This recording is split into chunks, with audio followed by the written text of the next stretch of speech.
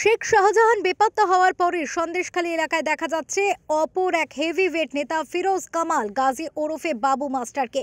কিন্তু কে এই বাবু মাস্টার? শোনা যায় বাম আমলে এক নেতার সঙ্গী এবং ভোট মেশিনারি হিসেবে কাজ করতেন বাবু। তিনি পেশায় হাসনাবাদ মডেল হাই স্কুলের শিক্ষক।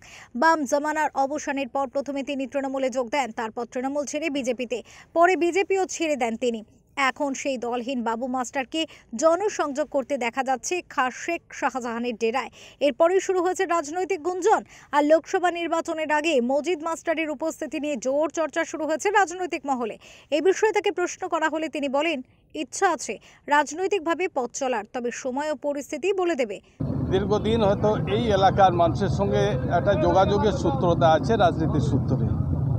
সেই সূত্রে এই এলাকার বহু মানুষ যারা হয়তো শুনেছে আমি আসবো এই ভেবে তারা চলে এসছে একেবারে নিতান্ত একটা সৌজন্য সাক্ষাৎ করার জন্য।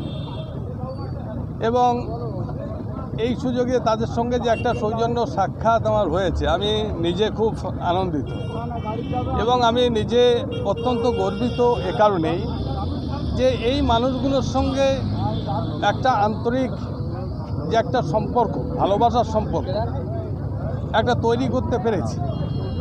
এটা চেয়ে আর বড় কিছু প্রাপ্তি আমার নেই।